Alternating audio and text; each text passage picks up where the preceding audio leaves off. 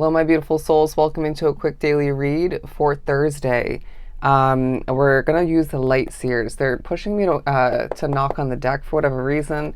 But let's see. Ooh, a lot coming out. The number 3 is significant. They came out in 3 different chunks.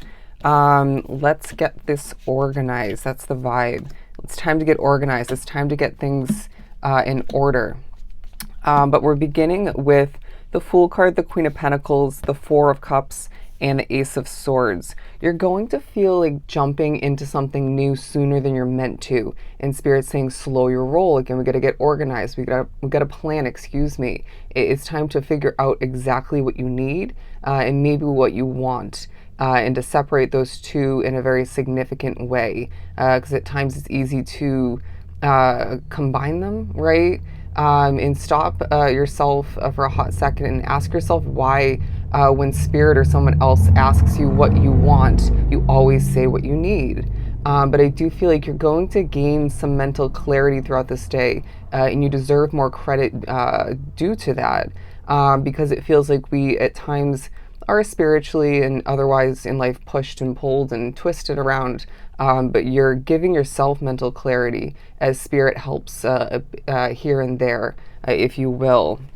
I do feel like there's a feeling of you knowing more about what and who is not meant for you at this point along your path, and that in of itself is an amazing tool that's going to be utilized more moving forward for decisions holding back and adjusting in your favor.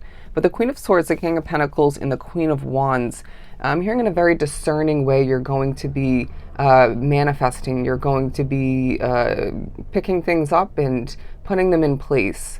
You're going to be feeling passionate, but that passion doesn't have to feel like you're on fire 24/7, right? Again, another period where you're reminded and maybe informed for some, passion comes in many different forms, as does your personality, okay? And I feel like you're needing to remember what you've cut out in the past selectively in a small sense, but it made a bigger impact upon your path after that point. Differing from case to case, this is again of significance. I do feel like with the Two of Pentacles by itself, first and foremost, you need to decide between two things in a small way to remind yourself that you're intuitive, that you feel things accurately. Things in life do push you to question that.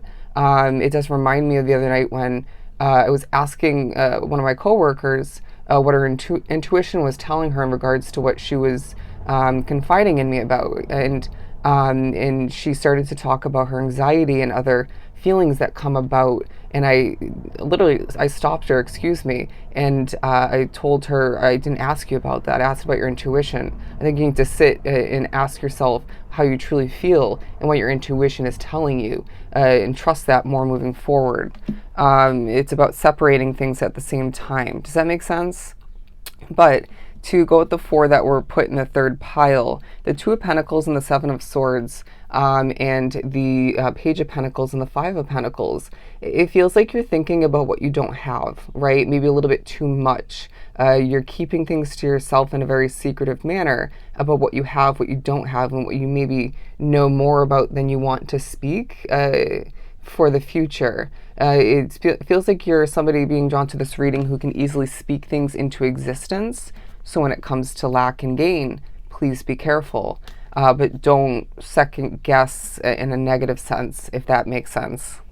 Anyways, do bear with me as the messages just flow in my world. The Four of Pentacles and the Eight of Pentacles coming out to combine it all, because I feel like there's a control coming to be throughout this energy period that you need to know is quite important for you. You're needing to remember that you're a sweet soul, okay? Sweet music for the soul. That's also coming to be. You're going to feel like putting in the work. Good, but don't overdo it. Find the middle ground, or know where the fine line is, okay? And that's going to come into play in other scenarios and other ways throughout this day and surrounding it. When you're talking to somebody, there's a fine line. Don't cross it. When you are taking things in, right? Whether it's advice, a substance, content, there's a fine line. Know when to stop, know when to hold back, and know when that line is potentially or is being crossed. I feel like you know a lot being drawn to this reading, and it's as if at times you're pushed or just naturally forget. And we're going to remember, okay, going back to the Ace of Swords. I need you to remember things of true positive significance, because there are times when things are so negatively reminded to us that it can be very damaging. I feel like it has been damaging. And so let's, okay, cure the soul is what I just heard, and the mental status all the meanwhile, and move forward with a sake of positive clarity in bits and pieces. Beautiful. Let's keep pulling. Actually, they want an oracle. Excuse me, oracle. Ooh, courage as well as love. In a courageous way, I feel like you're going to be showing love to the world, to yourself, and certain other aspects of your world that need watering. I feel like you're going to feel more courageous and loved and looked after, supported than ever. And this is of importance. Why? Because you're of importance. It feels like there's going to be a complete feeling at a certain point or a couple different points throughout the day that you have lacked. And this is going to come from an unexpected source. Maybe a conversation you didn't expect to have, or didn't think was that important or love filled. A compliment or two. Could be your work. Especially for those, I want to say, who don't feel very connected to their work or feel like it's just mundane.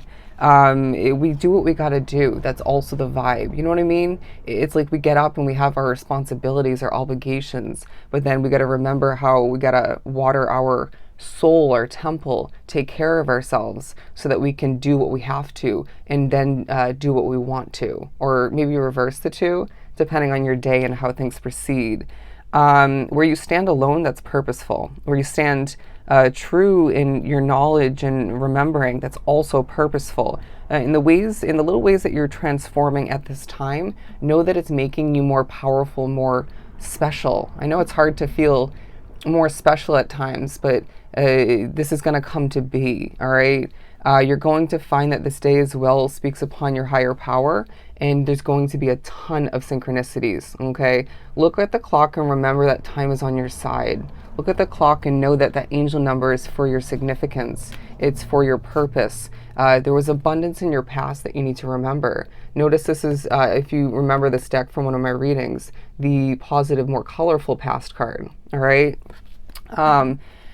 They're saying take a deep breath. Life can get overwhelming, and that's going to be important for you throughout this period, as I feel like, again, you're wanting to do a lot. The motivation is present. You're going to want to, again, organize, clean things up, and that's key for you. Take care.